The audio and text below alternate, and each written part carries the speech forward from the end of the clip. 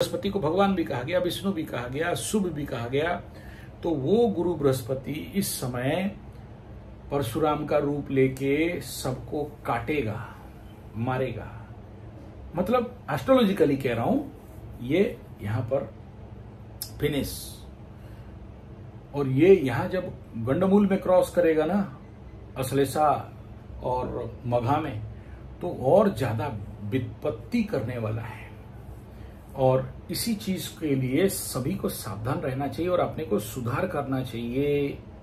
अगर नहीं कर पाते हो तो फिर आप किसी को दोष नहीं दे सकते कि मेरा अच्छा नहीं हुआ, क्योंकि गुरु बृहस्पति जब डिस्ट्रक्शन कंडीशन पे और बहुत पावर और बली में होके जा रहे हैं, और शुभ ग्रह जब बकरी हो तो क्या बोलेंगे, अशुभ, और उसके घर में शनि, तो आप कैसे आशा कर सकते हो कि शनि आपका कल्याण करेगा और गुरु बृहस्पति आपका कल्याण करेगा। ये एस्ट्रोलॉजिकली इसी को मालिका के साथ मिलाते हैं कि मालिका के अनुसार, यानी जो भी हमारा अच्युत मालिका हो, चाहे जायफुल मालिका हो, चाहे पंचसखा मालिका हो, कोई भी मालिका को आप फॉलो करो, या उसको जो भी अध्ययन कर रहे हो, जिसके पास हिंदी का ट्रांसलेशन है, अगर आप देख सकते हो, तो उसमें इस बात का बड़ा क्लीन क्लैरिफिकेशन दिया गया है कि शनि मीन में रहेगा, गुरु बृहस्पति कर्क में होंगे, साथ में वहां केतु सूर्य ग्रहण, चंद्र ग्रहण बनता रहेगा। That is the end part, super destruction, खंड प्रलय, पूर्ण प्रलय नहीं, खंड प्रलय का पूरा फील्ड क्रिएट होगा। अब उसी कंडीशन का प्री इफेक्ट और इम्पैक्ट इस समय आप देखोगे। गुरु बृहस्पति का ये गोचर कहीं ना कहीं से पूर्वाभास दे रहा है। ये सबसे पहला इंपॉर्टेंट फैक्ट है। यानी ऐसे कंडीशन पे जो लोग भी किसी भी प्रकार का प्राकृतिक, धार्मिक, आध्यात्मिक कर्म से विरत हैं, तो गुरु बृहस्पति का अतिचारी और उच्च का कर्क राशि वाला गुरु बृहस्पति बकरी होने के बाद से लेके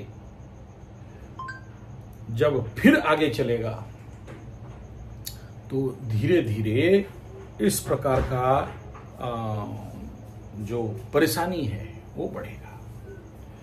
उसमें से जो सबसे बड़ा प्रेडिक्शन ये है कि आप ऐसे समझ लो कि आप जो लोग भी चाहते हो कि कुछ उखाड़ लेंगे, ताड़ लेंगे, मोड़ लेंगे, एनवायरमेंट नहीं है इस समय। अगर आपको नहीं दिखाई देता होगा, क्योंकि हम लोग मालिका के रिसर्चर हैं या अध्ययन करता हैं, या एस्ट्रोलॉजी एंड मालिका और साथ में टैरो कार्ड का एनवायरमेंटल एनर्जी को स्टडी कर रहे हैं, न्यूमरोलॉजिकल एनर्जी को स्टडी कर रहे हैं, और उसके पूरा अलॉट एंड अवार कंडीशन पे हैं।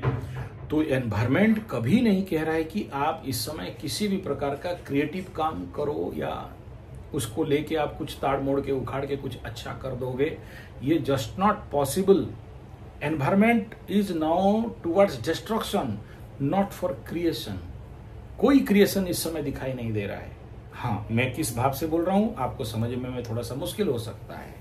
आप अगर पूरे डॉट को अगर कनेक्ट करोगे, एक तरफ मालिका का जो सबसे बड़ा वचन है वो उत्तरेगा जीवो दक्षिणे सा जीवो पूर्वे न रहिबे कहीं, मतलब उत्तर में खत्म करेगा, दक्षिण में जाट देगा और पूर्व में किसी को रहने नहीं देगा, तो उसका जो पूरा प्लेटफॉर्म है, वो जो प्री इफेक्ट है, वो कहीं ना कहीं ऑलरेडी शुरू हो चुका है। आप मानो और मत मानो, ये आपका मर्जी है। और कल की अवतार भविष्य मालिका, श्री अच्युत मालिका, पंचसखा मालिका के सूत्र जितने सारे जब सबको कनेक्ट करोगे, तो आपको ये चीज बड़ा क्लियर दिखाई देगा। आप इमेजिन करो, एक तरफ भूकंप कहां हुआ बोलने का आवश्यकता नहीं है। चाइना से लेके, तालिबान से लेके, हिमाचल से लेके, दिल्ली से लेके, China, what not, where not, Myanmar से लेके हालत खराब किया। चलो, प्रिलिमिनरी वार्निंग दे दिया। उसके बाद जल प्लावन, इसका भी वीडियो बहुत लोग मेरे को सराहना किए। ये उत्तराखंड का 4 महीना पहले बता दिया था कि उत्तराखंड, हिमाचल, पंजाब, इसका ये कंडीशन होगा, हो गया। उत्तर साइड है भारत का, बन गया। अब दक्षिण में इसी कालखंड के अंदर आप देखोगे तो जो होना चाहिए उसका बेसिक बन चुका है और उसका वार्निंग भी हो चुका है 2-2 बार। एक बार 40 लोग मर गए, एक बार 20-25 लोग मर गए, और बाकी वहां पर जो कुछ भी चल रहा है आप भली भांति जानते हो कि क्या चल रहा है। अब बाकी रह गया पूर्व, मतलब जितना भी नॉर्थ ईस्ट एंड नेपाल तक फिर से जल प्लावन और वहां का भी हालत टपड़। तो ऐसे विपत्ति काल में, ऐसे ध्वंस प्रलय बर्बाद के काल में अगर आप कुछ चाहते हो तो होना तो संभव नहीं है मालिका के अनुसार, क्योंकि मालिका और गुरु बृहस्पति और शनि ये दोनों यही कह रहे हैं कि भाई तोड़ फोड़ के उल्टा के सब रख देंगे। जितना भी अच्युत मालिका भविष्य पुराण को आप देखते हो, तो मैं क्या बोलना चाहता हूं समझो। पहले आप लोग, जो लोग भी कुछ नया करना चाहते हो, कोई घर बनाना चाहता है, कोई कार लेना चाहता है, कोई और, मानसिक कंडीशन कंप्लीटली द्वंद्वात्मक परिस्थिति में सबका चल रहा है। धार्मिक उन्मादना, इसके ऊपर मैं वीडियो दिया था कि कैसे धार्मिक उन्मादना बढ़ेंगे और उस धार्मिक उन्मादना का परिणाम क्या होने वाला है। तो आप शायद बहुत अच्छा से देखते होंगे कि किस लेवल का धार्मिक उन्मादना चल रहा है, यानी जिसका कि हम लोग किसी भी कंडीशन पे इस बात को नकार नहीं सकते। ऐसा कंडीशन यहाँ पर बिल्डअप हो रहा है। और उससे ज्यादा जो राजनैतिक उथल पुथल है, ये सबसे इंपॉर्टेंट फैक्टर है। Political disturbance and super political disturbance, जिसका आप चाहे नेपाल का कंडीशन देख लो, चाहे श्रीलंका का कंडीशन देख लो, चाहे पाकिस्तान और पीओके का कंडीशन देख लो, और उसके उपरांत यूपी और आई लव वाला केस देख लो, और हमारे कटक उड़ीसा में बात तो अभी तक प्रकट नहीं हुआ है। जैसे पुरी में रथ यात्रा में जो लोग मरे थे उसका प्रकट नहीं हुआ, और इसे कटक का भी बहुत सारा न्यूज को गवर्नमेंट दबा के रख दिया है। समय तो आएगा, प्रकट तो होगा, उसके बाद कौन संभालेगा। तो ये सारे सिनेरियोज को अगर आप देखते हो तो एनवायरमेंटल कंडीशन किसी भी प्रकार का क्रिएटिव दिखाई नहीं दे रहा है।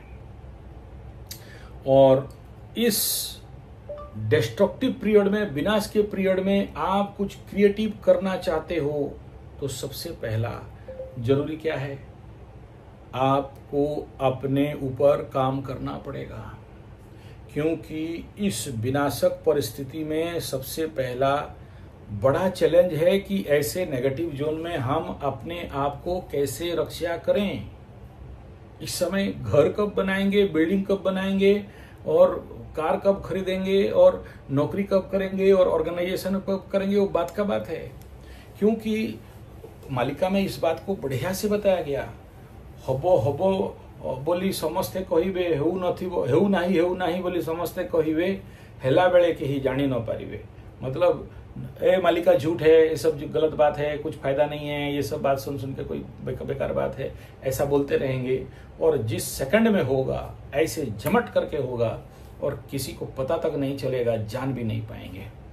तो आप अगर हर दिशा से अगर इस मालिका के कंडीशन को और वर्तमान के घटनाओं को देखने लगोगे तो यही दिखाई दे रहा है कि जहां सुपर डिस्ट्रक्शन जोन पे सबका मूवमेंट चल रहा है और इस समय आप कुछ करना चाहते हो, वो भी सांसारिक मायात्मक विषय वस्तु को लेकर, क्या कर सकते हो, कैसे कर सकते हो और कितना कर सकते हो, ये सबसे बड़ा प्रश्न है।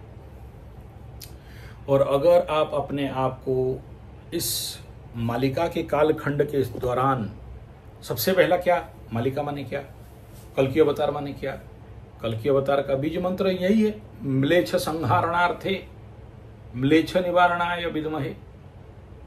तो कल्कि गायत्री तो यही है। तो जितने सारे म्लेच्छ हैं, इसीलिए हमें स्ट्रिक्टली मना किया गया है कि कुछ बात एकदम प्रकट नहीं करेंगे, चुप रहेंगे, बोलना नहीं है।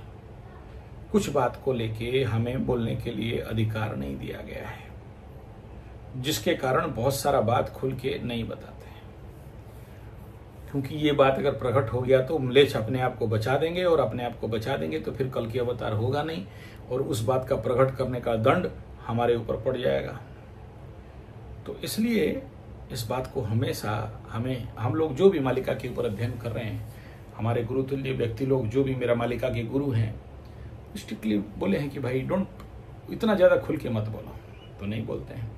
लेकिन इसमें एक बात है कि अपने को सुरक्षित करने के लिए, बचाने के लिए, देखो कुछ तो बचेंगे ना, सब तो खत्म नहीं होंगे, कुछ तो सत्ययुग में जाएंगे, सब तो यहीं पर नहीं रह जाएंगे, कलयुग में नाश नहीं हो जाएंगे, कुछ तो बचेंगे। कौन रहेंगे वो भी बताया गया है।